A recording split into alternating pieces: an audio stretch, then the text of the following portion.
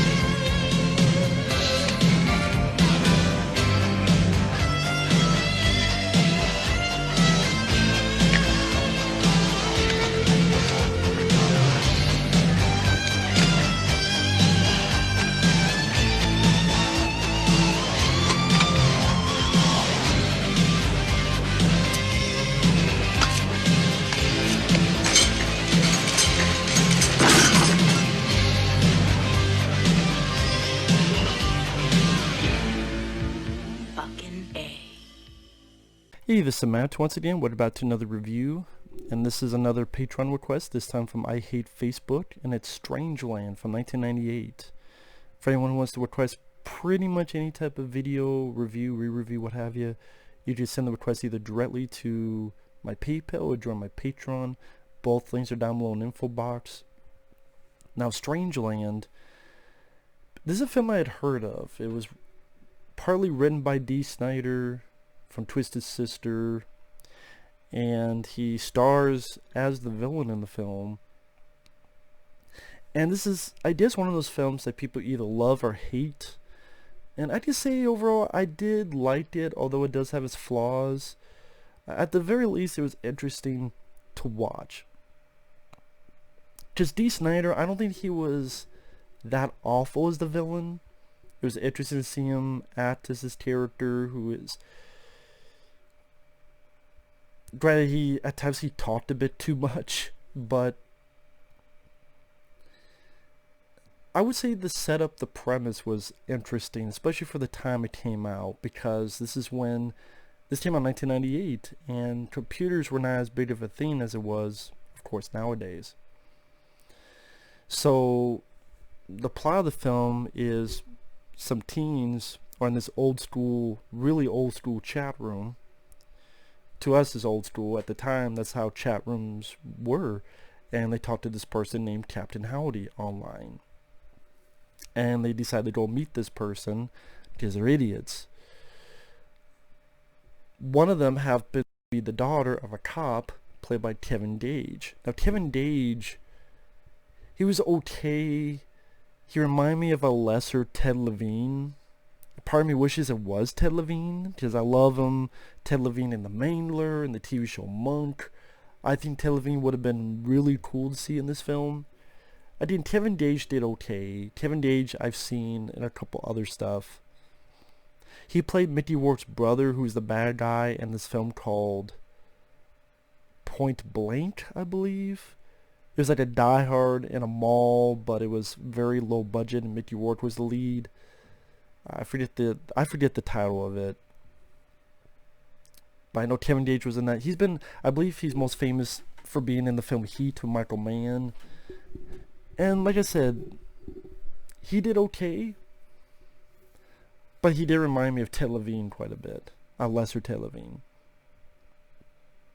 And then Dee Snider, what he does as a villain, he's not really out to kill, which I thought was kind of the interesting part of it. Killing is not his end game. In fact, he really doesn't kill many people in this film. His end game is to take people and torture them, pierce them, give all these weird piercings, I guess, to bring them and reach them to a higher spiritual level with this torture and piercings. Like, I want to share that with other people. So crazy, insane.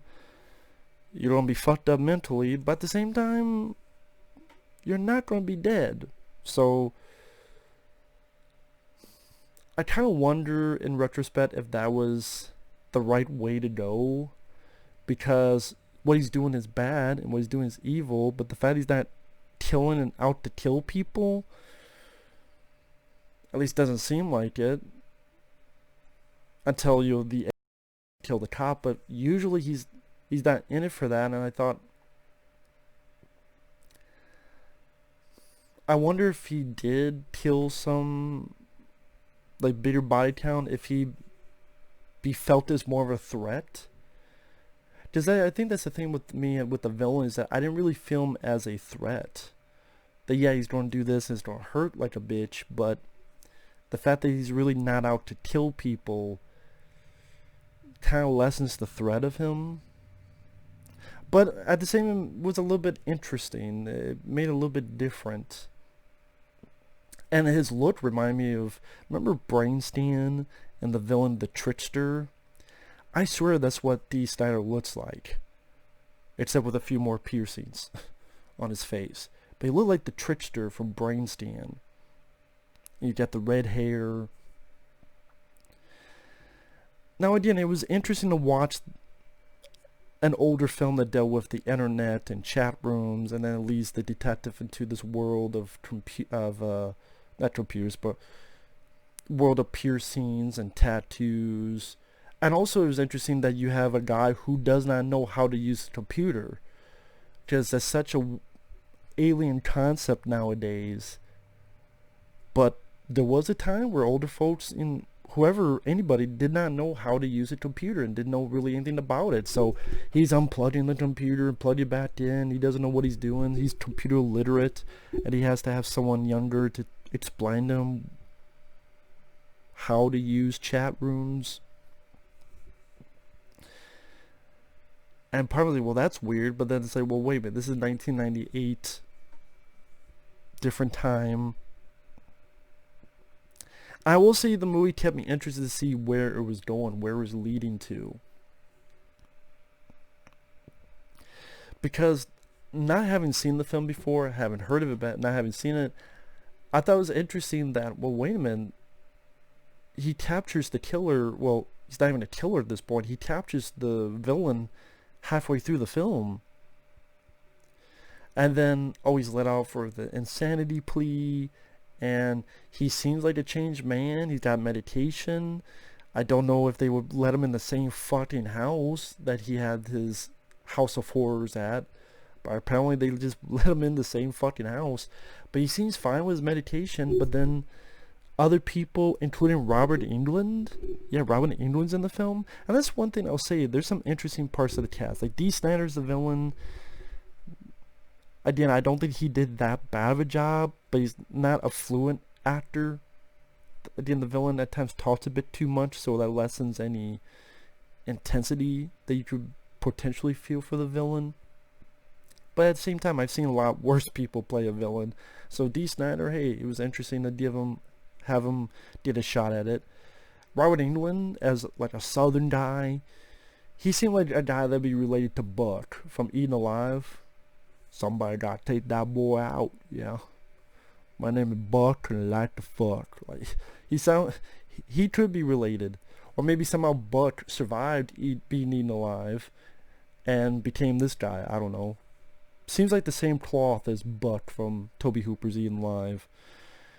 And his daughter's out. He thinks Dee Snider did something, but she's all fucking around with some asshole in a motel room. So they get this group together. They fuck up Dee Snider's meditation, and they try to hang him. But then something goes wrong. He gets out. He's not dead. So he goes on. Now he's back to being the crazy guy, because his meditation's lost. They try to hang him. He's a bit pissed about that. And again, he doesn't kill.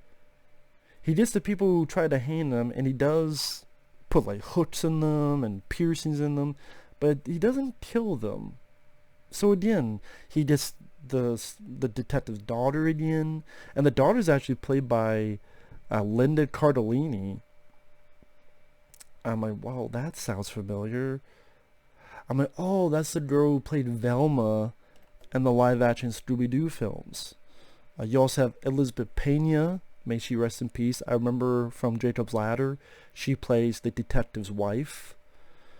She has a good scene where she sees her daughter on the computer screen. She's cussing out Captain Howdy. Dee Snider's cussing the shit out of him. I thought that was a nice little scene. And then this girl, I want to see if I get her right. I get her name right. I want to see if that's who I think it is.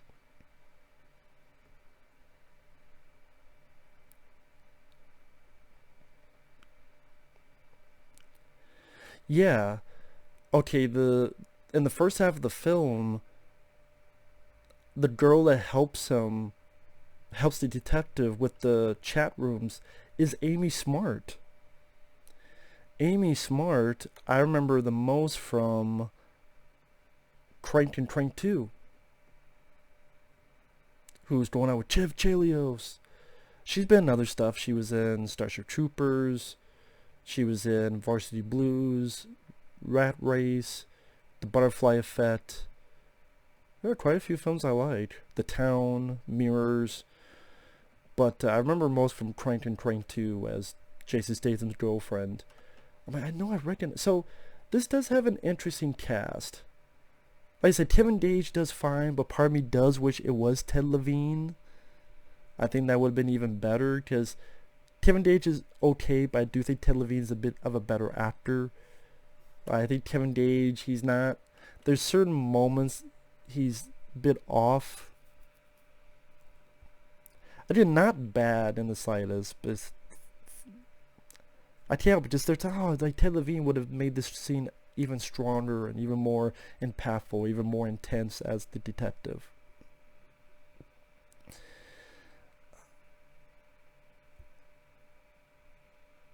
And the piercings, that stuff does give you a factor. Like one person gets their mouth sewn shut, one person gets their eyes sewn shut. Some of the lines that Dee Snider says, your child was over once you knew you were going to die. You crying? Come on, you're not a kid, you're not a child.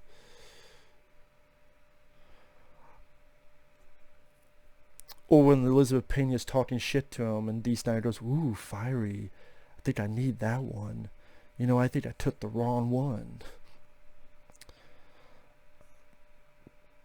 There's certain elements of the story is a bit wanty. Like I said, they release him from prison as an insanity plea. Would they have him go back to the same fucking house? I don't know about that. Or even the same fucking town. You think they'd have, no, go to a different fucking town. Not the same fucking town, same fucking house. Like, what are you expecting? Also, you think you're okay, the cop's gonna find his daughter again. No, these two random patrolmen find the daughter and the other victims. Again, they're not dead, they're just fucked up. Also, you would think early in the film, Linda Cardellini's character, she gets sewn her mouth shut. Why are there no scars?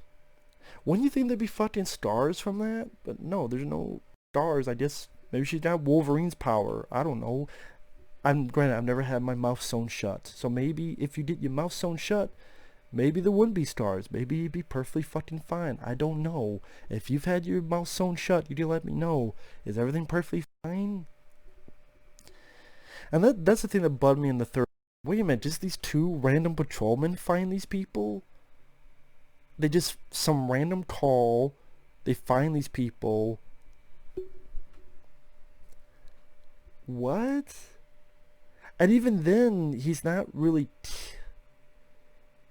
He might have killed Robert Englund's wife. But he doesn't really kill a lot of people. I mean, again, that kind of deflates a little bit of the threat. So... Maybe that's why Dee Snider's villain is not as... well, a lot of people don't like the film. I don't think the film's that bad. At least the story was interesting enough to make me wonder what was going to happen. It was cool to see people like Robert Englund and Amy Smart and Linda Cardellini. Again, the guy who plays the cop is alright. Elizabeth Pena, cool to see her. Being a big fan of the original Jacob's Ladder. She's missed. May she rest in peace.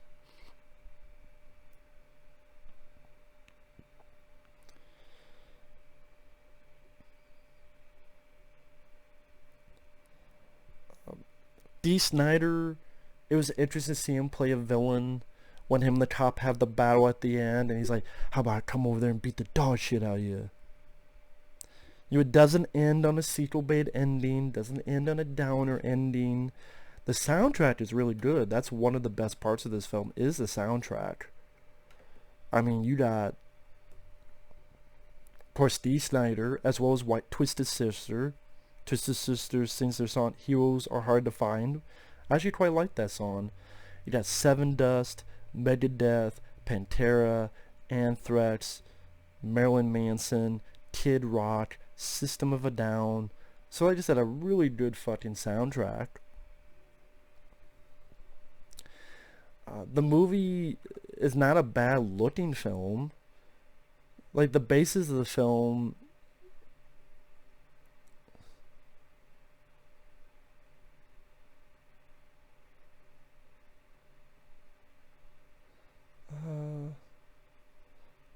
the film's concept was based on Twisted Sister's song Stay Hungry. Huh. The overall tale of the song and character has rather obvious similarities with Nightmare on Elm Street.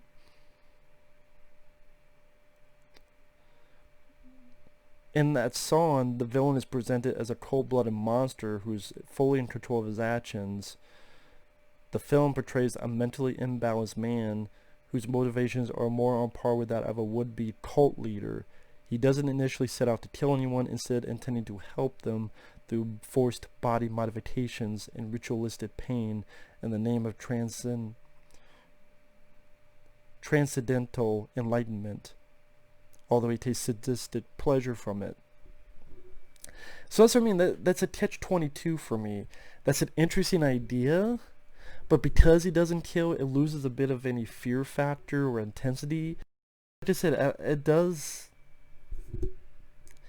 I can't say.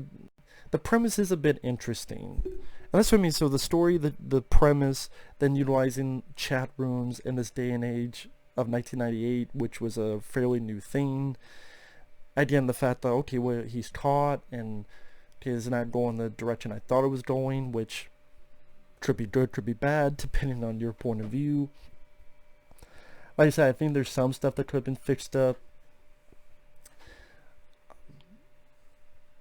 Good stunt at the end, to give credit, where, in spoilers, the villain is hung on this hook and then is burned up, and you see this wide shot of the person going back and forth being burned up. Now, of course, when it cuts to Dee Snider, of course there'll be a stuntman on that, and then close up of Dee Snider, it was fire. Then, like, it's very obvious, but it made sense. I mean, you're not going to have Dee Snider himself on fire on a chain swinging back and forth. But whoever did that stunt, I give credit to, because that's not an easy thing to do. And it didn't look like, at least to me, it didn't look like it was CG effects stuff. It looked practical. So, real person on fire, I give credit where credit's due. It's a pretty good stunt. And I would say overall, again, I liked the film for what it was. I think there's improvement to be had. Again, the story, like why, like, two random patrolmen find the daughter. Again, that would have been more satisfying if the cop, or maybe if it was two detectives, like Ted Levine, and then, like, if it was Ted Levine and Jeffrey Combs. That'd be a cool team.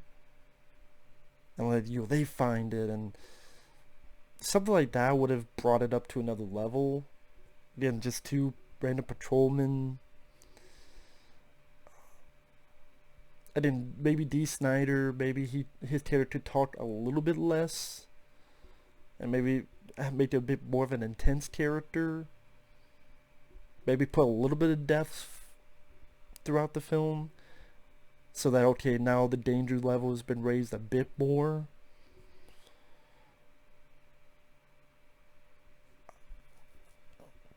With that said, I liked it for what it was. Pretty damn good soundtrack. Not a bad looking film. Interesting premise, ideas. And, you know, I like Twisted Sister, the band. It was interesting to see Dee Snider, you know, put his hat into being a villain. I don't know if it was 100% successful, but it was at least interesting to look at. It was at least interesting to witness. And I don't think it's that bad as people make it out to be either. I mean, people say it's like the worst thing ever. I'm like, nah, you haven't seen some of the movies I've seen. Have you seen Die Hard Dracula? Have you seen Die Hard 3D? I mean, Die Hard 3D. Yeah, that'd be the reboot. Die Hard 3D. There was Die Hard Dracula, and I was going to say, have you seen Dracula 3D? Where Dracula turns to a fucking praying mantis? Die Hard 3D. I'm surprised they didn't do a Die Hard 3D. Anyway, get back to this. With that said, thanks for watching. Take care. Dee Snider, Strangeland. It'd be one of those, I don't give star ratings because it's too tough for me to do. It'd be one of those, I'd give like a 3 out of 5 stars. This is one of those like 3 out of 5 star movies for me. Like, it's okay. I don't think I'd watch it again, but you know, it's not bad either. With that said, thanks for watching. Take care. We'll see you guys later. Bye-bye.